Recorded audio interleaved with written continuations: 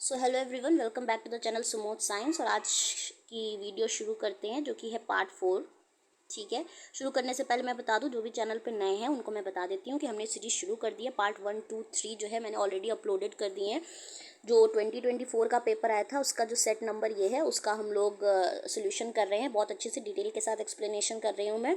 Okay, तो आपको क्या करना है, वीडियोज़ आप तक पहुँचती रहे इसके लिए चैनल को आपको सब्सक्राइब करना है। ठीक है, सब्सक्राइब करें चैनल को, लाइक करें। देखिए, आप लोग सब्सक्राइब नहीं कर रहे हैं, अगर नहीं करेंगे तो धीरे धीरे वीडियो मेरा मोटिवेशनल कैसे रहेगा, मैं मोटिवेट कैसे रहूँगी कि आपको वीडियो टाइमली मैं पहुँचाऊँ। मैं चाहती हूँ कि हम लोग मैक्सिमम सेट करें ताकि आपके एग्ज़ाम में बहुत ज़्यादा हेल्पफुल हो, क्योंकि मैं जानती हूँ कि कोचिंग और उसमें आप लोग कंटेंट तो कर लेते हैं पर क्वेश्चन जो है वो बहुत अच्छे से आप तक नहीं पहुँच पाते। इसमें गलती टीचर्स की भी नहीं होती, क्योंकि क्या किया जा सकता है, टाइम बहुत कम होता है। ठीक है, तो आप लोग वहाँ पर अपना कंटेंट करिए। यहाँ पर मैं अच्छे से जो भी कंटेंट वहाँ छूट भी जाता है, यहाँ पर पेपर में आया तो मैं एक्सप्लेन कर ही दूंगी। ठीक है, तो अगर आपको वीडियो अच्छी लगे तो लाइक भी करिए और चैनल को सब्सक्राइब करिए। ओके, सो बिना किसी देरी के शुरू करते हैं।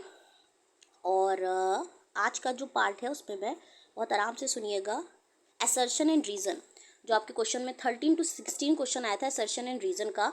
तो देखिए, असर्शन एंड रीज़न अगर आप नहीं भी जानते हैं, बहुत ज़्यादा नहीं है, तो एक बात बहुत अच्छे से समझ लीजिए कि असर्शन एंड रीज़न का क्या मतलब होता है। आपको एक असर्शन मिलता है, जैसे कि यहाँ मिलेगा असर्शन दिया होगा कुछ, आपके कॉन्सेप्ट वाइज आपको पता होना चाहिए कि सही है कि गलत है, और उसका रीज़न यही है कि नहीं है। कभी कभी क्या होता है कि असर्शन भी सही होता है, रीज़न भी सही होता है, पर उसका करेक्ट एक्सप्लेनेशन रीज़न नहीं होता। यानी ये रीज़न नहीं है इसके, इस बात के, अगर ये सही भी है इसके ये बात को सही होने का।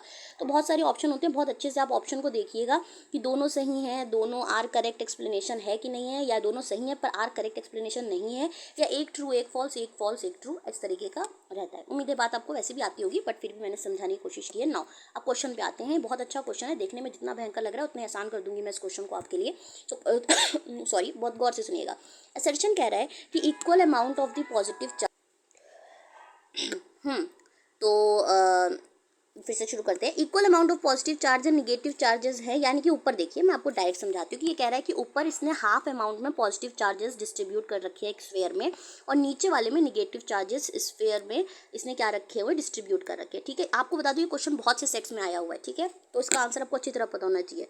दो हाफ्स में रिजल्टेंट इलेक्ट्रिक फील्ड जो सेंटर ओ पर निकल के आएगी ऑफ द रिंग, वो अलॉन्ग ओ सी होगी। देखिए, आप जानते हैं कि इलेक्ट्रिक फील्ड का एक वेक्टर क्वांटिटी है, इसके पास अपना एक मैग्नीट्यूड तो होता ही होता है, साथ में इसकी एक डायरेक्शन भी हम लोग फिगर के दौरान ये डिसाइड करते हैं कि आखिरकार नेट इलेक्ट्रिक फील्ड किस तरफ आएगी। तो रिजल्टेंट इलेक्ट्रिक फील्ड के लिए सवाल को पूछ रहा है। अब मैं आपको बता दूं आसान तरीके से कि अगर देखिए कोई भी पॉजिटिव इस तरफ का आप हाफ हाफ में डिवाइड करो इलेक्ट्रिक फील्ड के लिए, हाफ हाफ में अगर आप डिवाइड करो तो इसकी वजह से सेंटर पर देखिए सब इनवर्ड आती है, सारी रेडियली इनवर्ड आती है। ठीक है, तो नेट इलेक्ट्रिक फील्ड इस डायरेक्शन में होती है। ठीक है, जो नेट इस पूरे इस चार्ज की वजह से जो होगी, पूरे इस चार्ज की वजह से जो इलेक्ट्रिक फील्ड होगी, वो टोटल नेट इलेक्ट्रिक फील्ड इस डायरेक्शन में होगी, जिसका अगर मैग्नीट्यूड भी आप अपने एग्जाम में मान लीजिए आ जाता है तो क्या आप जानते हैं 1/4 पर एप्सिलॉन नॉट होता है। जो नेट इसका क्यू होगा, जो भी आप नेट निकालोगे वो क्यू अपॉन एप्सिलॉन नॉट नहीं, आर स्क्वायर करो। के तो 1/4 पाई एप्सिलॉन नॉट है, क्यू अपॉन आर स्क्वायर करोगे तो इस वाले का मैग्नीट्यूड आपको इस डायरेक्शन में मिलती है। ठीक है, मैग्नीट्यूड है, हालांकि डायरेक्शन इसके लिए इस तरफ होगा। नेट इस चार्ज की वजह से जो कि ये भी इक्वली अमाउंट होगा, आधा आधा ही होगा, इसके लिए इस तरफ होगी नेट इलेक्ट्रिक फील्ड।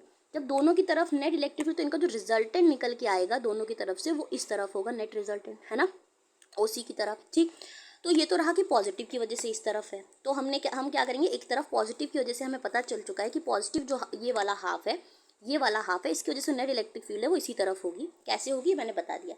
अब बात करते हैं नेक्स्ट, तो पेन चेंज कर लेते हैं ताकि आपको इस तरफ का समझ में। निगेटिव की तरफ से जो बात करें तो ये रेडियली इनवर्ड होती है, मतलब कि तुरंत निगेटिव की तरफ होती है। ठीक है, तो इसकी वजह से नेट इलेक्ट्रिक फील्ड होगी निगेटिव की तरफ से, वो इस तरफ होगी नेट ई।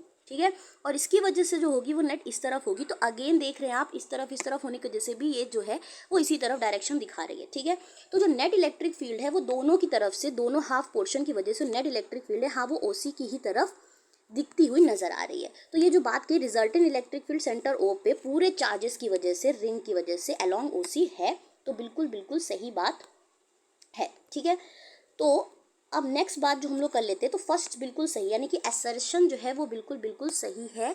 अब देखते हैं कि क्या इसका रीज़न जो दिया है वो सही है, और सही है तो इसका एक्सप्लेनेशन है क्या ए का।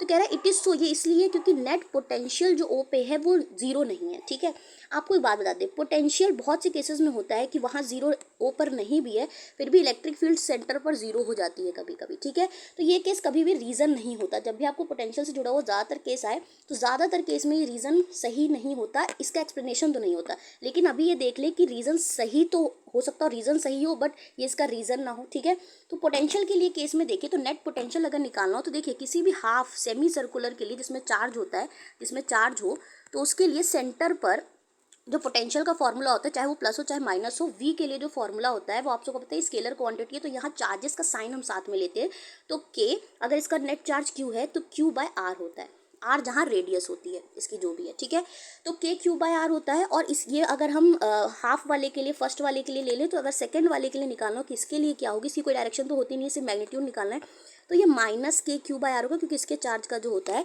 वो क्या होता है, माइनस होता है। तो आप देखिए प्लस के क्यू बाय आर करेंगे आप, और माइनस के क्यू बाय आर करेंगे तो ये जीरो दे देगा, यानी नेट जो पोटेंशियल है वो सेंटर पर वो तो जीरो है, नेट पोटेंशियल तो सेंटर पर जीरो है। और ये कह रहा है कि ये इसलिए क्योंकि नेट पोटेंशियल जो सेंटर पर है वो जीरो नहीं है, तो वो ये तो बात ही रीज़न ही गलत हो गया, क्योंकि नेट पोटेंशियल जो सेंटर पर है वो जीरो है। ठीक है, और फर्स्ट यानी असर्शन ट्रू था, रीज़न अपने आप में ही फॉल्स था। ठीक है, तो ये करेक्ट एक्सप्लेनेशन कैसे हो सकता है, तो हमारे लिए यहीं पर आप देख लीजिए, assertion is true but reason is false, assertion is true but reason is false, ढूंढना है कि कहाँ पर ऐसा है। तो assertion is true but reason is false, C वाले पर आप लगा देंगे ऑप्शन अपना, और ये आपका आंसर हो जाएगा। ठीक है, नेक्स्ट क्वेश्चन पर आते हैं, और नेक्स्ट क्वेश्चन जो है वो बहुत ही आसान है, और इसको आपको देखिए स्टेटमेंट टर्म्स में आपको पता भी होना चाहिए। जैसे कि क्वेश्चन है कि the energy of a charge particle moving in a field does not change, जो एनर्जी है चार्ज पार्टिकल की अगर वो मैग्नेटिक फील्ड में घूम रहा है तो वो चेंज नहीं होती है, और रीजन भी इसमें लिखा है, it is because the work done by the magnetic force of the charge moving in magnetic field is zero. ठीक है, अब ये देखिए कि अगर किसी आपको कॉन्सेप्ट पढ़ाया गया होगा तो ये वैसे भी सही बात है, बट मैं आपको यहाँ बताती हूँ। आप सबको पता है कि अगर कोई चार्ज पार्टिकल मैग्नेटिक फील्ड में घूम रहा है तो उसके ऊपर जो फोर्स लगता है वो आप सबको पता है, जो मैग्नेटिक फोर्स लगता है F equal to Q V cross B होता है। देखिए जहाँ पर भी ये क्रॉस लगता है इससे ये पता चलता है कि F जो है वो परपेंडिकुलर है V के भी, यानी कि देखिए किसी वेलोसिटी V से जा रहा होगा, है ना, किसी वेलोसिटी V से जा रहा होगा, तो ये जो चार्ज पार्टिकल है ये इसका V की डायरेक्शन होती है, ये जहाँ जा रहा है वहीं V की डायरेक्शन है। ठीक है, यानी कि ये बी की डायरेक्शन होगी कि परपेंडिकुलर बी भी होता है, वी भी होता है, और फोर्स भी इनके परपेंडिकुलर है, तो कुल मिला के आप ये डायरेक्शन मान लीजिए कि फोर्स इस डायरेक्शन में, यानी ये तीनों एक दूसरे के क्या होते हैं, परपेंडिकुलर होते हैं। ठीक, अब देखिए हमें मेन फोकस क्या करना है, तीनों जब परपेंडिकुलर है हमें मेन फोकस है फोर्स जो है वो वी के परपेंडिकुलर है इस बात पे, हालांकि मैंने दोनों बात लिख दी है, लेकिन फोर्स जो है वो परपेंडिकुलर किसके है, वी के है। अब हमें पता है कि वर्क डन अगर ये फोर्स कुछ करा रहा होगा तो उसका फॉर्मूला आप सबने फर्स्ट ईयर में भी पढ़ा होगा कि एफ डॉट एस, एस मतलब होता है डिस्प्लेसमेंट, और ये वर्क डन तभी होता है, माना तब जाता है जब फोर्स और डिस्प्लेसमेंट दोनों क्या हो, डिस्प्लेसमेंट वो लेते हैं जो फोर्स की डायरेक्शन में होता है। ठीक है, डिस्प्लेसमेंट बोले तो फोर्स की, हालांकि ये भी छोड़ दीजिए।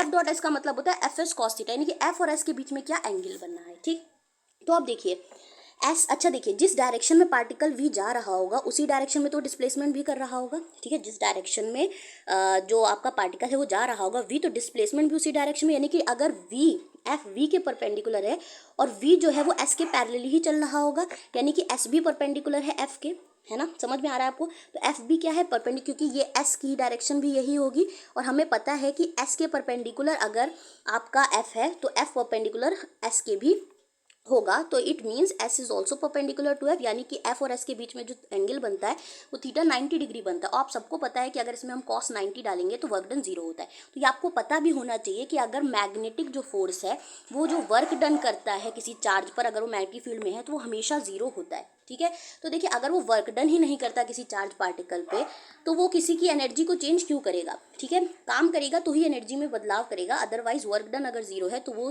किसी की भी एनर्जी को चेंज नहीं करेगा, ये बात आपको ध्यान रखनी है।